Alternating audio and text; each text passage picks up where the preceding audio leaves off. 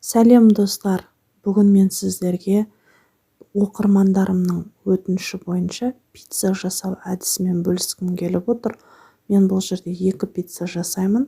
Ол үшін бізге шағын ғана ыдысқа 1 шай қасық тұз, 1 ас қасық шекер және де 1 ас қасық майонез құйып, үстіне жылы суымызды құйып, оның үстіне 1 дана жұмыртқаны шағып, 1 шай қасық ашытқы, яғни дрожжды қосып, барлығын жақсылап араластырып алып, қамырды өте жұмсақ қылып илеп аламыз. Достар, пиццаның қамыры өте маңызды. Сол себепті қамырыңыз өте жұмсақ болу керек. Егер де сіздің қамырыңыз қатты болатын болса, пиццаңыз қатты және нан сияқты болып пісетін болады. Қамырын өте жұмсақ қылып илеуге тырысыңыздар. Егер де жұмсақ қылып илеуге көздеріңіз жетпесе, оны блендермен басын бастап жасаған жақсы. Немесе миксермен деген сияқты. Қамырды жақсылап илеп болғаннан соң үстіне осылай сұйық май құйып, оның да қамырға сіңгенше жұдырықпен жақсылап умаждайсыздар. Мінекей видеода көріп тұрғандарыңыздай сұйық май қамырға жақсылап сіңді. Енді қамырды дөңгелектеп, шеңберлеп, өте жұмсақ болғанын көріп тұрсыздар. Бетін пленка пакетпен жауып, қамырымызды жылы жерге орап алып қоямыз. Ол жоқ дегенде 40 минут, ұзағымен 1 сағат тұру керек. Достар, пиццаның өзі астанасы, шыққан жері Франция, француздардың ұлттық тағамының бірі. Және ол француздар осы пиццаны ешқандай өзгеріске ұшыратпай, былайша айтқанда ұлттық дәстүр ретінде қарайды екен, оны білеміз бе? Және де олар оған ешқандай өзгеріс енгізбей, қатып қалған қағида бойынша жасайды екен. Қамырын да, бетіндегі ингредиентін де. Біздер енді қазақпыз ғой, біз француз емеспіз. Біз шамалы пиццаға өзгеріс енгіземіз. Яғни ол кісілер біздің пицца жасау әдісімізді көрсе, бізге шамалы ренжитін шығар, бірақ түсіністікпен қарайтын деген үміттемін. Мен бұл жерде пиццаның 2 түрін жасаймын. Біреуін шұжықпен, біреуін етпен. Етпен жасайтын себебім, менің енем шұжық деген нәрсені мүлдем қолданбайды. Ол кісі біз жегенде қарап отырмайды ғой, ол кісі де шай ішу керек бізбен бірге отырып деп, көңілін табу мақсатында екіншісін арнайы енем үшін пісіріп жатырмын. Етті қалаған пішінге салып турайсыздар. Бірді ғана ет болса да болады. Егер майлыны ұнатса, осылай маған ұқсап аздаған құйрық май қосып қайнатсаңыздар да болады. Егер қандай да бір тамақ жасап жатсаңыздар, соның ішіне бір түйір ет салып жіберсеңдер, сіздер артық қылып, келесі күнге әзірлік болады.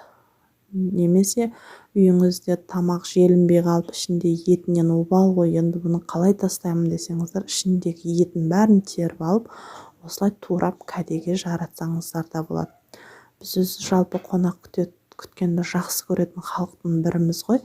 Дастарханға осылай ассорти жасап қойып, ертесіне жейтін зат көп болғандықтан ассортиіңіз желінбей қалып жатса, оны да осылай турап, пицца жасап, керемет өзіңіздің шеберлігіңізді көрсетсеңіз де болады.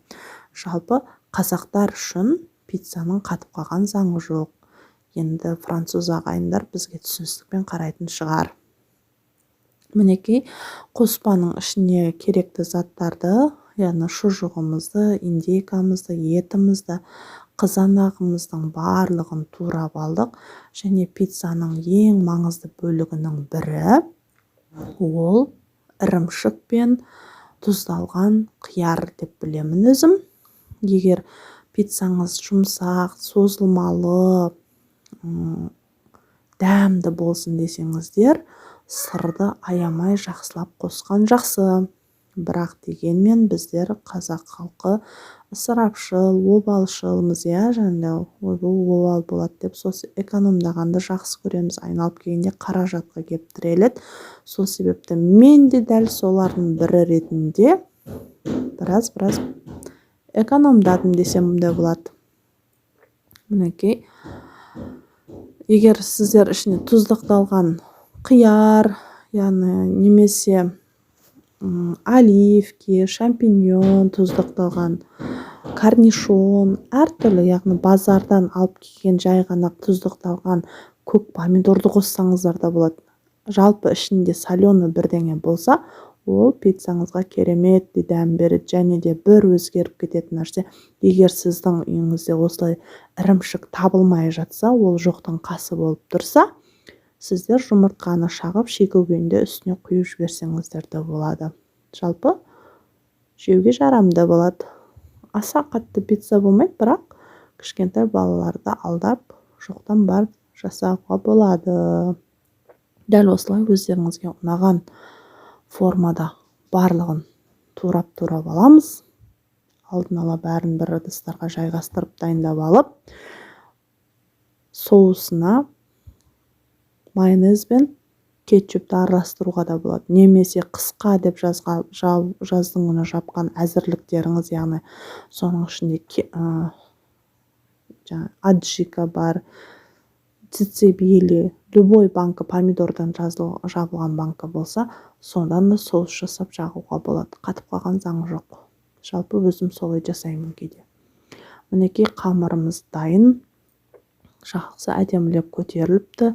Екіге бөліп аламыз қамырымызды. Және қамырды жайғанда да өзінің бір әдісі бар.